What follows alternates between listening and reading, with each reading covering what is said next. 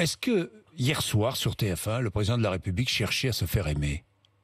Je pense que le président de la République a voulu se faire comprendre de ceux peut-être qui se posaient des questions. Se faire aimer. Je dirais pas ça. Alors comme que les ça. Français ont des doutes sur sa sincérité, vous le savez bien. Je dirais pas ça, je pense que Est-ce c'était... qu'il a chassé ses doutes hier soir? Je pense que c'était un exercice important et un échange important avec les présentateurs, les intervieweurs qui étaient là, qui a permis au président d'avoir devant les Français, en transparence, un regard lucide sur son quinquennat et sur son action, de dire ce qui a été fait, de dire ce qui malheureusement n'a pas pu être fait. On a vécu un certain nombre de crises depuis le début de ce quinquennat qui effectivement nous ont pas permis d'aller au bout sur l'ensemble des chantiers. La réforme des retraites, par exemple. Ce qui a été la réforme des retraites, par exemple, de dire ce qui a été réussi, de dire ce qui n'a pas été réussi, de dire quelles sont des erreurs qui ont pu être faites. Je pense que c'est important aussi démocratiquement pour les Français qu'ils puissent avoir ces propos et ce regard du président de la République. Donc si j'ai bien compris sur les retraites, quand Emmanuel Macron, quand va-t-il se déclarer d'ailleurs?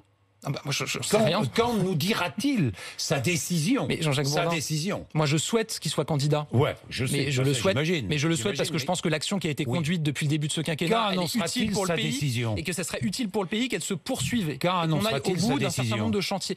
Je ne peux pas vous répondre. Moi, vous ne savez pas. Je ne sais pas. Ce que je souhaite, évidemment, c'est qu'il soit candidat. Ce que je dis aussi par rapport à certains débats que j'entends, des polémiques autoportées par les oppositions, c'est que le fait de ne pas être en campagne aujourd'hui, pour nous, c'est pas un avantage, c'est un inconvénient. C'est un inconvénient aujourd'hui, évidemment, quand vous avez des oppositions. Enfin, il est présent à la télévision. Quand vous avez des oppositions qui nous attaquent en permanence, de manière très souvent malhonnête, d'accord. Mais nous, ce qu'on aimerait évidemment, c'est pouvoir leur répondre en tout point. On ne peut pas le faire précisément parce qu'on n'est pas en campagne. Et par ailleurs, pourquoi est-ce qu'on n'est pas en campagne, Jean-Jacques Bourdin? Parce qu'on est amené à prendre des décisions difficiles. L'a fait hier soir en répondant à Valérie Pécresse sur la réduction de la dette, par exemple. Il l'a fait en répondant à Valérie Pécresse. Il a répondu aux journalistes. Oui. Il a répondu aux journalistes qui lui posaient des questions, Jean-Jacques Bourdin. Ne soyons pas dupes.